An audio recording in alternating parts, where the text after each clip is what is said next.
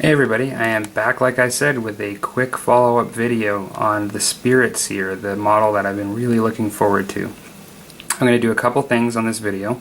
I'm not going to give the expert lowdown on the rules. I'm just going to give my opinion, but it's primarily first going to be an unboxing of this model.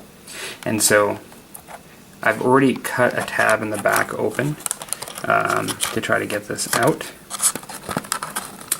I will mention to everybody that this, I think, is really my first fine cast model. I have not bought any of the fine cast. I've actually have a lot, as you probably notice, I have a lot of metal. And then where I don't have metal, I have plastic. I've heard lots of different things, mostly not good, about the fine cast. So I'm very interested to see how I fare with this fine cast. I've also heard that it's gotten better over time as compared to the past. So now, the Spirit Seer has a witch staff, as you saw in the picture. So here's the witch staff. Clearly a little cleaning up to do on here, but with that said, and gosh, I don't want to curse myself, but I've heard horrible stories about holes and things in the fine cast. I think it's fairly straight, the staff. Like it has to be broken off of here, but it doesn't look bad. Looking at, here's the head. Looks to be pretty good so far here.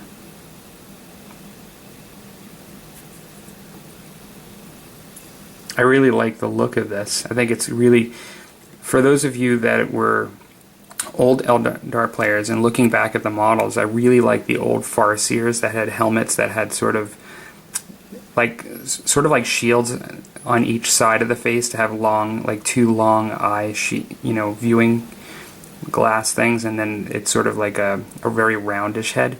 I really liked that look. I thought it was very cool. It's very spacey. I mean, like, because we're talking about stuff in space, right? Like, in other worlds and things like that. And it has a very old, retro sci-fi look, that one. When I first saw this, I thought they were appealing back to that, but I mean, this is more of a reference to the Wraith phenomena. But I still, it reminds me of that, going from Farseers that had that kind of helmet and back to a Seer with a helmet like this. Reminds me of that. And I actually like those old models. If the hands weren't so big, it looks a bit out of proportion these days, but I'd like to get my hands on one of those old models to paint. I really like them.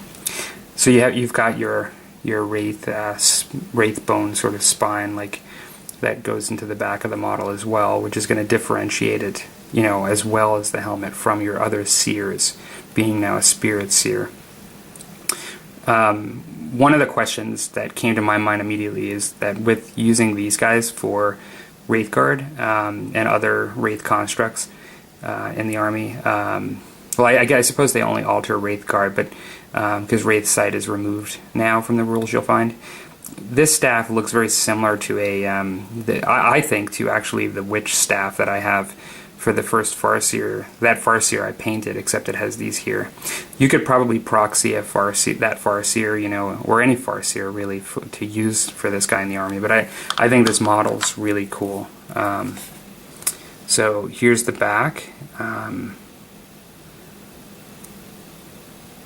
Looking at this, really, this is the first time that I got this up close to this model. I really like the detail in here. I mean, the pistol is just really cool in there, that detail. I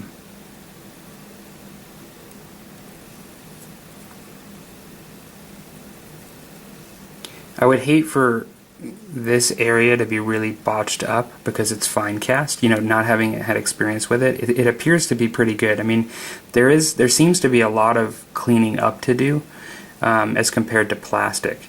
And so that's, sorry if I'm being Mr. Obvious, but just not having used fine cast before, that's my observation. But where there is a lot of detail, it seems to be in pretty good shape. I really like this collar that he has right there. It emulates the sort of extended collar that the Wraith constructs have themselves, particularly the Wraith Lord and the Wraith Blades and Wraith Guard. So yeah, like I actually think that's pretty cool. His symbols on his chest kind of emulate his staff a bit. You know, he has the triangle incorporated in there. That's kind of cool. Yeah. And even the detail in the pouch here, it looks a little larger and a bit more crisper than some of my other models where they have smaller and, you know, a bit less finely detailed pouches. So that is the Spirit Seer, which I've really been anticipating, and you can see he also has a gem there in his hand, which is kind of cool. So it might be called a Soul Stone, I think. So I don't want to go over the fluff, but in the new book we have the Spirit Seer, and that's, I think it's pronounced Ianden, an Ianden one, and they're supposed to be doing a codex supplement specifically on that army. One of the things that I think is really cool from what I looked at just immediately is that you're looking at, for it's half the price of a Farseer, double the price of a Warlock. So now you've got somebody, an extra Seer, that's sort of in between.